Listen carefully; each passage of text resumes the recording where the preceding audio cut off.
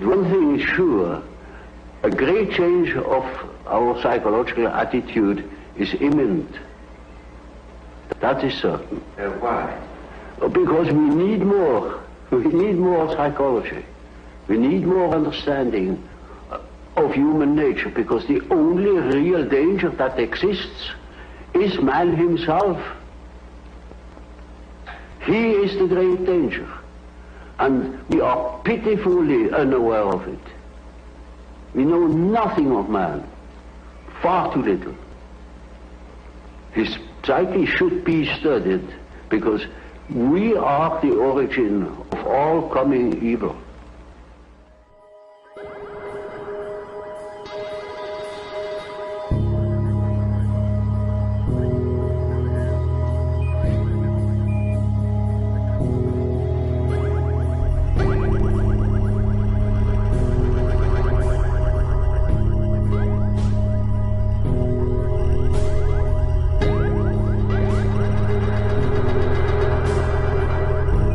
So, man is the origin and source of all coming evil. It's a provocative statement, all right. By the same token, though, man could also be the source of all coming good. I guess our future is what we make it. It all comes down to a matter of choice. And maybe there's nothing we can do about good and evil. Maybe they're absolutes. In the end, it all comes down to our attitudes towards these realities of good and evil, freedom and enslavement. History has shown us that even when men are forcibly chained and incarcerated, they can still be free inwardly, in their minds and in their hearts. Whatever the future brings, this is the important thing to remember.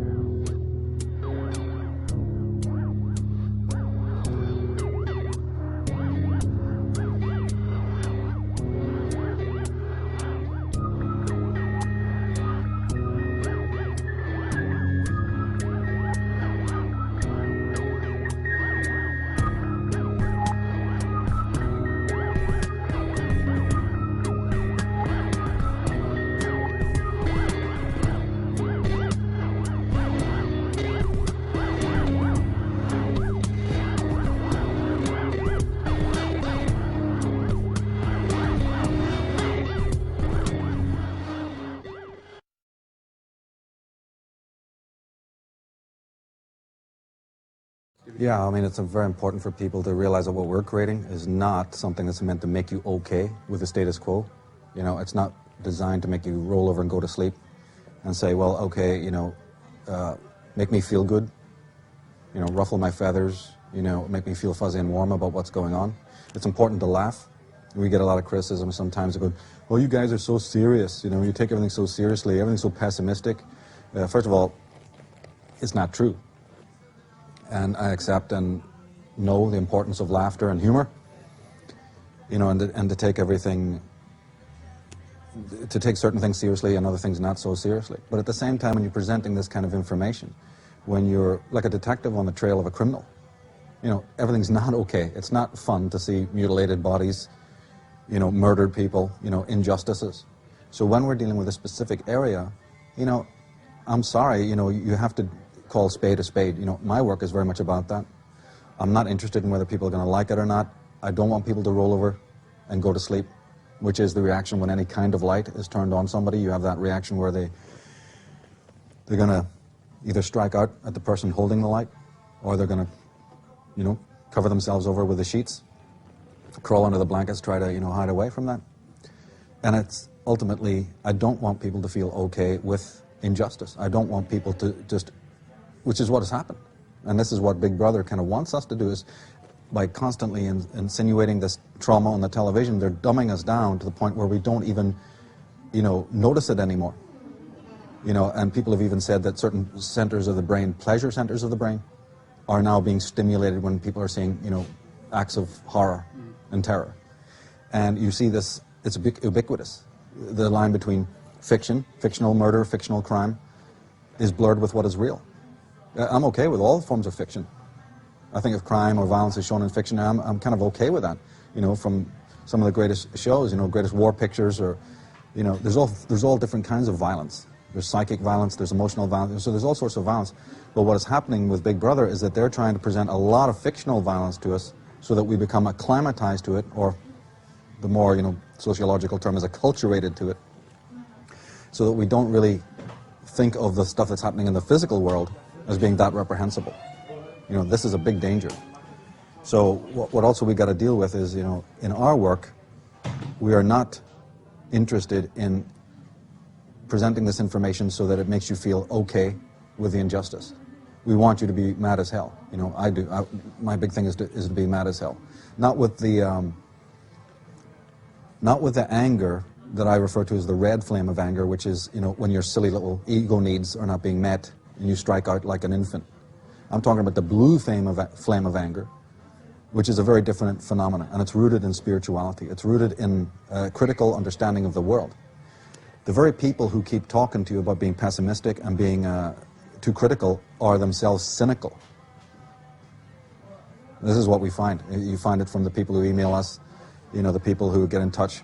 And so they're unhappy that you're critiquing, but then you find out that these people have a very cynical, whatever attitude towards reality. They are the people who really are shaken up by you being an investigator and bringing up things, like child abuse or mind control or the machinations of secret societies and all of the above. They are actually threatened by this because they're just getting a handle on reality. And the last thing they want is for you to come and shake up their reality. But my work always insists that you don't see reality, you only have an idea of reality. And if I'm shaking up your idea of reality, you got to believe I'm okay with that, because that's what needs to happen. You have to have your own inner republic, shaken up at certain times. I've often said in my other writings, 9/11 may have shaken people up, but it did wake people up. There's a difference. And with the Alex Joneses and the people who've covered these 9/11 atrocities, and some of them have done excellent jobs, they may be able to shake the American people up or the world's people up, but see, as people are going to discover later on, once you've shaken somebody up out of their sleep, they're going to very quickly say to you, where do I go now? Do I go back into another slave pen of, say, religion or Christianity or whatever? So my work, the work we've been doing on this DVD is very much to say, okay, we're hoping that you're shaken up, and we'll even, assist in that process of shaking the hell out of you, to make you mad as hell, to say, okay, tell me what's going on, But we're going to offer even more than that. The idea is that hopefully we can even, point in another direction and offer some tools for the waking up process as well as the shaking up process.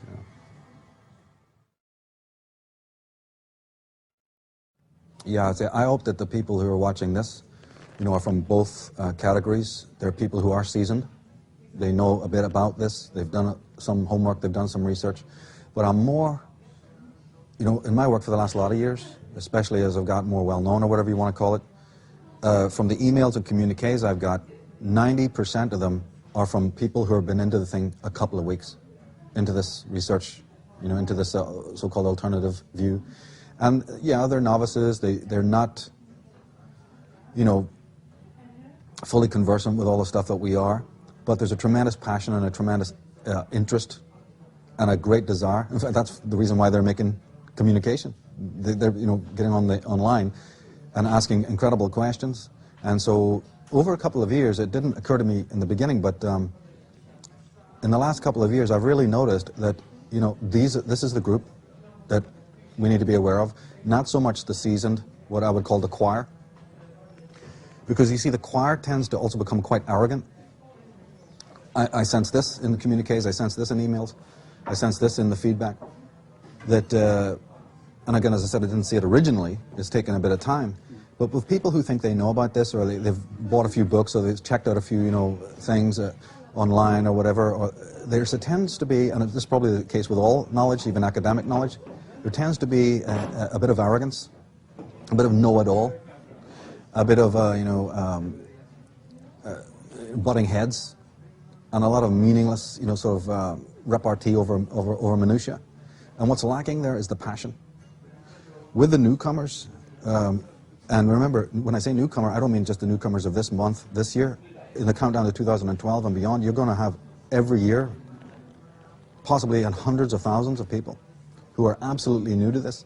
So my focus has now shifted somewhat from the choir and preaching to them who think they know it all, and trying to present information, which I think we've done really successfully in this series, to present, and that doesn't mean talk down to anyone, that doesn't mean cut things up too small. What it means is to be very conscious of the fact that you have newcomers in, and they see this welter of information, they see all these scholars, some of them are very different in their approach, they cover different kinds of information. We have to be concerned about them and realize that later on they'll become the choir, but then you have yet more waves and more waves of new people. So the kinds of questions, and as I said, most importantly, the kind of passion that I've sensed from these people is what's motivated me to, to work on the DVD in this way, is to present information, for instance, about Jim Keith, mind control, to show all the levels of it, from the basic street level forms, of how people are controlled, all the way up to the mega level, government and beyond. We understand that there's something psychopathic going on with killers and with rapists and with serial killers and whatnot, and we can accept this when it's on the street level, and some psycho is dragged into court, or some mother who's massacred her children or something like that. Okay, horror, shock horror, what a creature. But it's very important also to realize that further up the ladder, this same sort of psychopathy exists, and the same thing with mind control. It exists on the individual levels, and we're getting a handle on that. Some of these lone assassins and so on, people tend to believe, okay, something bizarre there. But it's very important to realize that this thing goes all the way up the scale, right to a very, very high level, which is like what we've been talking about in the DVD.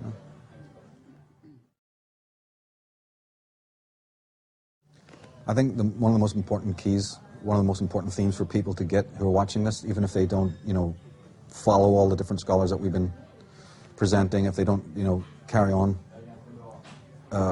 researching all of this kind of material, the most important thing for them to realize is that can they begin to at least understand that man has been mind controlled or is mind controlled. What I mean by that is, look at those old pictures from the 1950s, New York streets, gangster movies or whatever, the Alan Ladd movies or Humphrey Bogart movies. Look at the the uniform way everybody's dressed, especially males. I mean, it's cute and everything, right? But the suits, the shoes, the hats, and we look at that and we fail sometimes to see the uniformity of it all. Because we're living in a modern age, sometimes we think everybody's free, everybody's diverse, nothing could be better, we're more independent than we've ever been.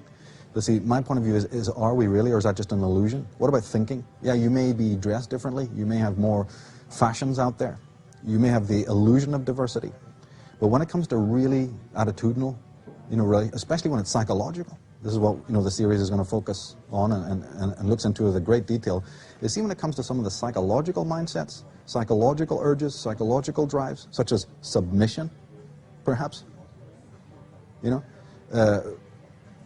how we relate to Big Daddy, perhaps. Are men and women really that different? Has anything really changed since the Middle Ages? I don't think it has.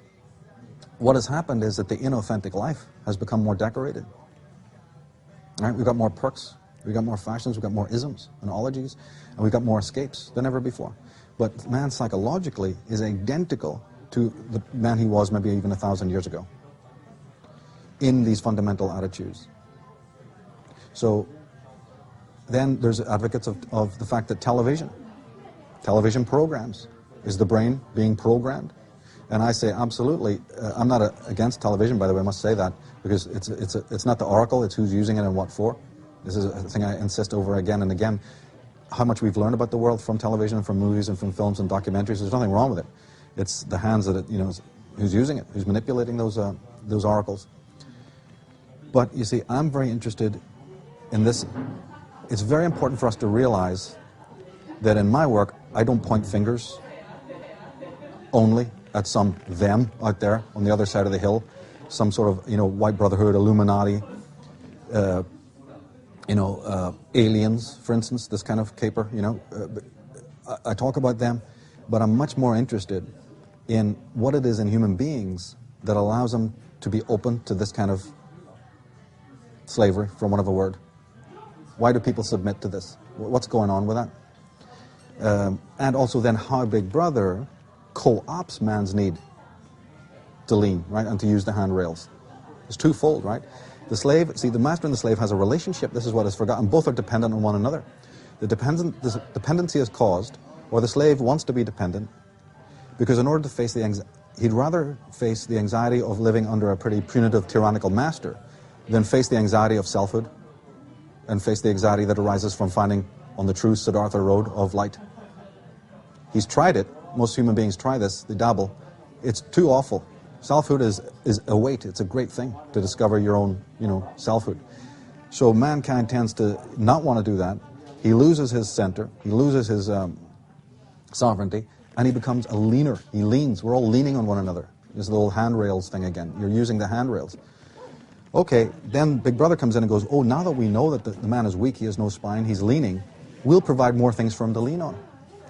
And the slave then does not want that pillar of rightness that he's leaning on to ever change. So when you hear people saying, why is it that all these hundreds of years nothing in government ever changes? It's the same old, same old, same old. Even your ordinary, every street-level critic knows this. Man, it's just the same old stuff. We even have footage of different politicians, different prime ministers and presidents repeating the same speech word for word. Right? People are getting a handle on this now. There is an age of awakening, right? We've addressed that. We're talking about that there's more knowledge about how this is all set up, how there is a script being played out. But the most important thing to realize is that if man is a psychological slave, Big Brother makes use of that to continue to pull the rug from under him by the influx of trauma, you see, by constantly threatening his security, so that he leans all the more. So my work is very much to say, how is man lending himself to this kind of tyranny, and what are the levels of control? And can man now, the people who are onto this a little bit, who are waking up to this, let's just examine all the ways in which a man might be remotely controlled. Just in exactly the same way that, a toy truck or a plane, is remotely controlled, a toy plane, or anything that's remotely controlled. Because here's my main point. I do not believe that we're going to see mass incarcerations, guns to the head, jackboots in the face, in that way that has been predicted. That doesn't mean that there is not tyrannical action in the world. I'm not saying that a certain coterie within the hierarchy absolutely would love to do that. But that does not work to suppress the whole of America. And you have to understand the nature of the enemy. The enemy is not interested in doing that. It's had centuries to do that. It's not a fun anymore. The fun is the remote control chess piece. Look, he does exactly what we say he should do. Push that button, watch how his head rolls around and his eyes spin. The perfect slave isn't somebody who's being constantly whipped and beaten into place, because you see there's a great danger that person will turn on you. They want smiling depressives. They want a tyranny without tears. And they're getting it. It's based on what I just said about this masochism, sadomasochistic, codependent type of thing we have. We see it in ordinary relationships and we accept it. You have high-priced psychologists who will address it. When are we ever going to talk about the same thing happening on the mass level, on a sociological scale, that's ubiquitous throughout the world? So I am looking at a tyranny just in exactly the same way Jim Keith did. Many others have tried to. A wonderful clip from Alex Constantine and others. It is this remote control creature who, as soon as you press on, he's on, and he operates in a preset way. The perfect slave, the perfect robot, the perfect cyber creature. Eventually, he will probably inhabit a cyber purgatory, some sort of state in which you are dealing with a technotronic utopia or dystopia. That's coming. It's coming because I see that man is suppressing what is human within him, his instincts, his intuitions, his spiritual body. We're talking about self-murdered people here. And those self-murdered people who are in total absence of being and in total absence of, selfhood are going to be absolutely screaming for, these technotropic and technological utopias. That's the danger. That's the danger. Well, see, having done a lot of DVDs and coming from different conferences and having watched a lot of different teachers write books and do their DVDs, I've been kind of a little bit unhappy with the way it's done because, remember, we keep on talking about the fact that this subject matter falls under the heading of like an occult, level of research, meaning it's alternative, meaning that people have to adjust their settings. We're not talking from an academic point of view here. It's okay if academics, check out what we're doing, but we are not people who have a university degree nailed on the front of our chest and a target on the back. And that's a definition of an academic. You can't sit around waiting for academics to tell you what's going on in this world in the way that, you find the scintillating work of the, alternative researchers. And if people look at the quality of the literature and the quality of the books that's come out of that world, they would realize there's nothing bogus about it. It's fantastic, given that it's such a small community of people. The Jim Marses and the different authors, fantastic, fantastic work. So the academic has a problem where they're compromised. They're compromised creatures. They have this university degree that they've jumped through the hoops for, but they have a target on their back too, that they're going to be professionally assassinated, they're going to lose position, which has happened. Professor Thompson, I deal with in my work on the Irish origins, people who've lost their jobs because they've spoken out to speak about the facts. But when I've looked at a lot of the other material of this occult field, as good as the information is, as good as the knowledge is and the investigations, something's been lacking in the delivery. And in the alternative field or in the occult field or in the world of spirituality, mysticism, what about the right brain? There's a dearth of communication to the right brain. Then you go to the mainstream, the big blockbuster Miramax super movies, right? Look at how much right brain communication they're doing. I don't know if people have noticed this, but it's unbelievable. It's so good. And this, of course, can be found even in certain lower level, graphic escapades like television commercials and, all that kind of thing. If you look at it from an artistic point of view, it's absolutely amazing what they're doing. I mean, Leonardo would be proud kind of thing, not of the content, but the stylistics. So in all my work, I've tried in a humble way and then in a much more advanced way with, architects of control, is to start to also, instead of talking about it, start opening up a channel of communication to the right brain. And that can only be done through colors, music, rhythm, vibration, to a certain extent, numbers, numerology. So that the left brain, because I believe that our left brain circuitry is already bombarded, man. How many emails do I get going, man, this is so above my head. It's taking time to digest. I don't know where to begin, this kind of thing, What I read in that is actually not that these people are stupid or, they're really having the problems they think they're having. It's because we're maybe making a mistake. So let's take a page out of the people who are putting up this sort of, who are working with all the cinematics and maybe have very anti-human messages. What? That symbolism doesn't belong to them. They've co-opted it from the great surrealists and the great artists, the great humanitarians of the world. Albrecht Dürers, the Salvador Dali's. When you look at certain famous movies, even Alfred Hitchcock's Vertigo, or Dances with Wolves, or The Truman Show, you see, or The Da Vinci Code, or Matrix. When I'm looking at those movies, I'm going, oh, De Chirico, oh, Dali, oh, Magritte, even, hey, Vermeer, Rembrandt, you know what I mean? An artist going, I see where they got that, oh, I see where they got that, oh, look at that. If you even look at the stylistics, the beauty of some of these incredible movies like The Black Robe, and just so many others I could mention, the absolute exquisiteness of the way that they're made. Paris, Texas jumps to mind and so on. You'll see that these people are highly versed in art, particularly medieval art. Art that spoke to the soul of man, that dealt in the phi ratio, that dealt in the golden section, that dealt in the Vesica Pisces. This is all happening in the world of the media. Basically what I'm saying is graphics, imagery, or today more animation. Animate, right? The word anima is the soul, is the spirit. So I am very much a person who's, in fact, my entire introduction to everything that I'm doing right now was actually through symbolism and through art. In the earliest possible days, you know, there's many threads that lead you to a certain thing, but art and art history was a big part of it. So I've always tried to see this information in a visual style. And so your work with the DVD, and when I saw the work that you had done before we had met, I was going, oh, this guy's got it. You know, he's on to what we're talking about here. He's got the words, and he's got the information, he's got the data, but he is presenting it in a graphic way with animation, and he's framing it.